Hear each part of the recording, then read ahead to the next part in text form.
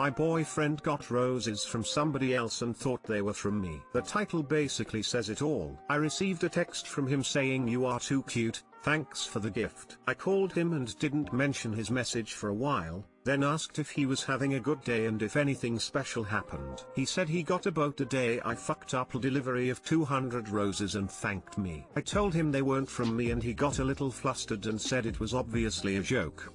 Guys never get flowers. The next 2 minutes were awkward as I was taken by surprise and it seemed he was trying to cover his tracks, so I was at a loss for words. He asked why I was so quiet and I said I was upset and if it was a joke it wasn't funny. He kept playing it off saying sorry my jokes aren't funny. After a while, I told him I was upset and didn't feel like talking and we ended the call. I'm feeling like I'm in a state of shock as it seems on the surface like he received flowers and then lied about it. Part of me thinks I can't be mad for him receiving a gift like that. He clearly thought they were from me, but his instinct was to lie, which makes me think he is hiding something. Add to this that a couple of months ago I caught him on a dating app after seeing a notification pop up on his phone. He admitted he was on the app for an ego boost because he just got new pictures taken but said he wasn't talking to anyone or seeing other people. I don't buy this either, honestly, but let it slide because he seemed genuine. I figured if he is seeing other people I'll find out eventually. I'm not the type to spy on my partner or try to catch them. The truth always comes out in the end if you give someone enough rope to hang themselves with. I'm not going to lie, I am feeling devastated and heartbroken. Other than this, our relationship is great. We've talked seriously about potentially getting married in a few years and have an otherwise healthy and happy relationship. But with these things happening I doubt everything and this seems like the final straw. I'm not overreacting, am I? Edit, yes, he said 200 roses. A quick Google search puts this anywhere from $300, $1,000. If it's relevant, we are both highly paid professionals and this is not out of my price range. This whole thing seems a little fishy. If the roses were actually from someone else and he thought they were from you, the logical/reasonable thing for him to say would be, oh, I just got a delivery of flowers. Did you really not send it? Or are you joking? You really didn't send these flowers? Or that's weird, who sent me these flowers then? Or some variation on those. The attempt to cover it up as a joke implies that he did in fact receive flowers but now knows who they are from if they weren't from you, and doesn't want you to know about them. Seems super fishy, especially in light of his presence on a dating app. In an effort to be generous and give him the benefit of the doubt, is there a chance he was saying it was a joke to try to prevent some harm to you? Is he the kind of guy that would even like several dozen roses? 200 roses is not cheap. That's one hell of an expensive joke, though on the other hand, that's so many that it's a comically large amount.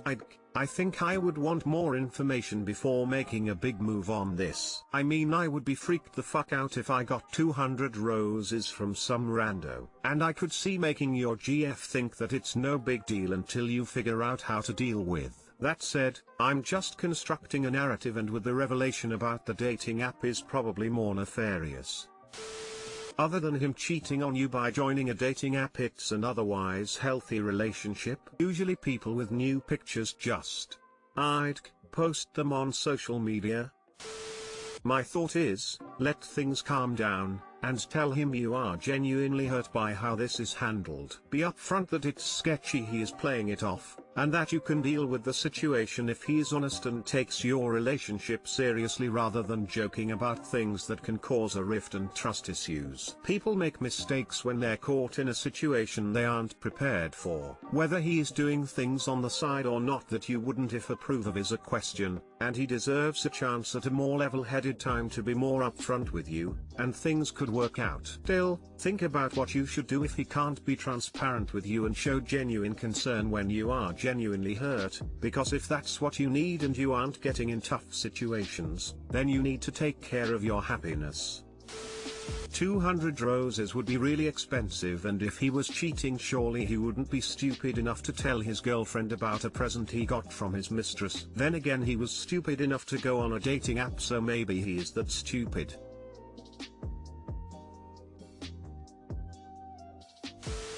My wife, 30F, has developed bad breath of the last 6 months. and is 100% refusing to acknowledge or fix it. It happened during lockdown and it's becoming a real problem for me. Her breath is bad, all day long, even after teeth brushing. She refuses to accept or believe this when I tell her. We haven't been intimate since because I just can't stand it. Due to the pandemic we haven't been going out anywhere, so no one else has had a chance to experience or corroborate it. She doesn't floss at all, and rarely uses mouthwash, and will not change this. She says she brushes her tongue when teeth brushing, but due to a gag reflex I don't think she goes back very far. I suggested to her that she might have tonsil stones, and just flat out refused to believe she could have them. She will also get offended and refuse to see a doctor or dentist about any of this, insisting that it's not a problem. It's starting to have a real effect on my day-to-day life with her. It's all I can smell when around her, and the fact that she refuses to do anything about it beyond taking a mint which doesn't help is starting to weigh heavily on me. I can't just break things off with her due to a breath problem, can I? Any advice would be appreciated.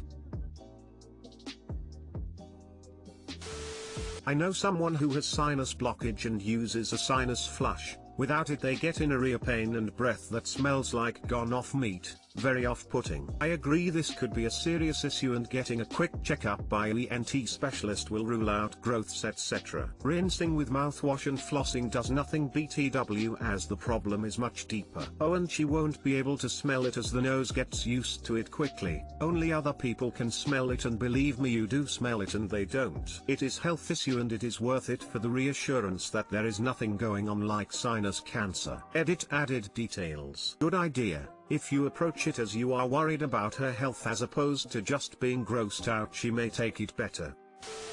She likely has a health issue. Her oral hygiene isn't the problem. You should make that known to her.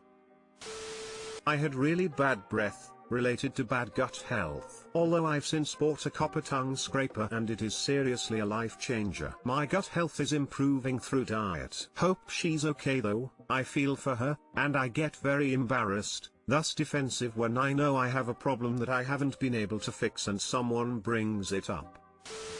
There's a lot of health issues that can change your breath. Try coming to her from a place of genuine concern instead of disgust.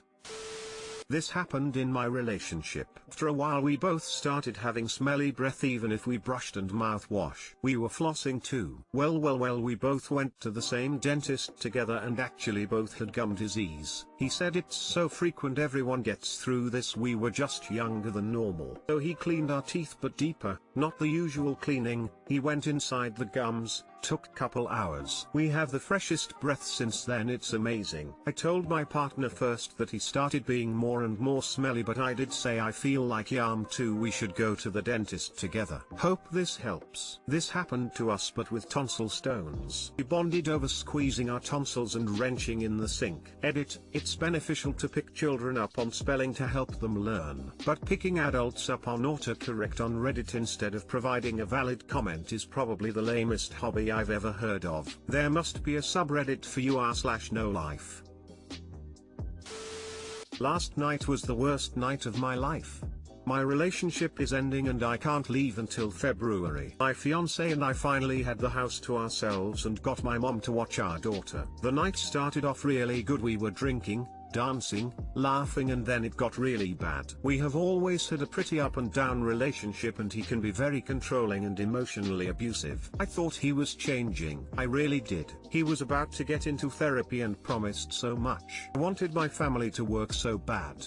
And I know that is stupid of me. Well, last night he got mad at me for being too drunk to have sex. He started screaming at me and calling me a bitch and telling me I am a fake ass person, that I'm a tiny insignificant person, that monkeys could do what I do for work, and that I don't care about anyone but myself, including our child who I primarily care for. I tried to lock myself in our bedroom and he wouldn't leave me alone. He broke the door to come in and he just yelled at me all night. The house we live in, we bought together, but it is technically in his name. He kept telling me to get out of his house. I guess we were drinking, but it was so ugly. Pensive face. I just woke up and he was laying next to me and I'm sick to my stomach. I just don't know what to do. I love this man, my daughter loves him, but I am tired of being treated this way. I am putting together a savings and I think I can get enough saved to leave around February. I have nowhere else to go and I am not going to a shelter with my daughter. My heart is so broken. It's almost Christmas and I feel like my entire world is falling apart. Please give me advice or words of encouragement because I can't tell anyone about this right now and I just need to feel not so alone.